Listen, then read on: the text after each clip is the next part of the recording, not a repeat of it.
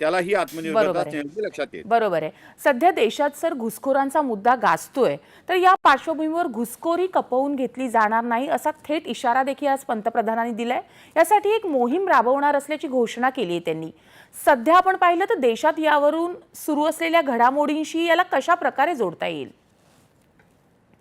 घुसखोरीचा सगळ्यात मोठा मुद्दा आहे, ज्यावरती वेगवेगळी राज्य सरकारं सुद्धा काम करतायत. म्हणजे महाराष्ट्रामध्ये जेव्हा हा प्रश्न उपस्थित केला होता, की काय कारवाई करतायत, तेव्हा घुसखोरांच्या विशिष्ट भागांना आणि त्यांच्या पद्धतींना आयडेंटिफाय करून कुठे-कुठे हे घुसखोर आहेत, हे जाणून घेतलं गेलं आहे. कारण नुसतीच घुसखोर, घुसखोर असं म्हणत साफ-साफ म्हणून भुई थोपटण्यामध्ये अर्थ नसतो. पंतप्रधानांचा आजचा हा इशारा म्हणजे सगळ्यात पहिला प्रश्न पत्रकार म्हणून तुम्हा आम्हा सगळ्यांना असा पडत होता की कारवाई का होत नाहीये. रोज समोर येत आहे, रोज कोणीतरी म्हणताय की इथे ही बोगस डॉक्युमेंट आली, तिथे ती बोगस डॉक्युमेंट आलीत.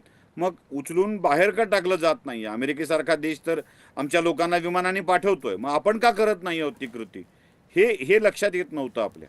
आणि त्याच्यामध्ये आजच्या भाषणात आम्हाला आता त्या घडत असलेल्या घटनांचा म्हणजे ज्या गोष्टी समोर येत होत्या की इतके आधार कार्ड बनवले गेले आहे, जन्ममृत्यूच्या बोगस आधाराच्या वरती हे बनवले गेले आहेत, हे एकदा आयडेंटिफाय झालं म्हणजे आघात कुठे करायचा आहे हे या व्यवस्थेने जाणून घेतलं आहे.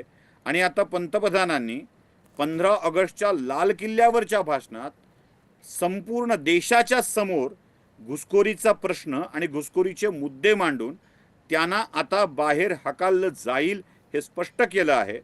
तेव्हा हे आकडे आता या देशातून निघून गेलेले असतील. लाखो करोडो, करोडोच हा शब्द योग्य ठरेल त्यासाठी. घुसखोर आता या देशाबाहेर हकालले जातील. ते कुठून आलेत, कुठल्या कुठल्या देशातून घुसलेले आहेत, हे सगळं आयडेंटिफाय होईल. कारण घुसखोरीची समस्या ही साधी नाही आहे. बरोबर आहे. पंतप्रधानांनी त्या मुद्द्यांचा उल्लेख नुसता घुसखोर असा केलेला नाहीये. त्यांनी दोन गोष्टी महत्त्वाच्या मांडल्यात. एक, आमची जागा, आमची साधन संपत्तीवर तुम्ही अधिकार सांगता. दोन, आमच्या रोजगारावर तुम्ही अधिकार सांगता. आणि तीन, आमच्या स्त्रियांच्या विषयातली असुरक्षितता तुम्ही निर्माण करता. या तीन गोष्टी पंतप्रधानांनी जाणीवपूर्वक मांडलेल्या आहेत. घुसखोरीची समस्या या तीन गोष्टीपुरती खूप महत्त्वाची आहे. म्हणजे साधन संपत्ती या देशाची वापरली जाते आहे, इथल्या तरुणांचा रोजगार घेतला जातो आहे आणि महिला विषयक अपराधांची संख्या वाढली आहे. याला बरोबर. रोखण्यासाठी म्हणून या घुसखोरीवर कारवाई होईल आणि ती सगळी मागच्या काळात घेतलेल्या डेटावरती होईल.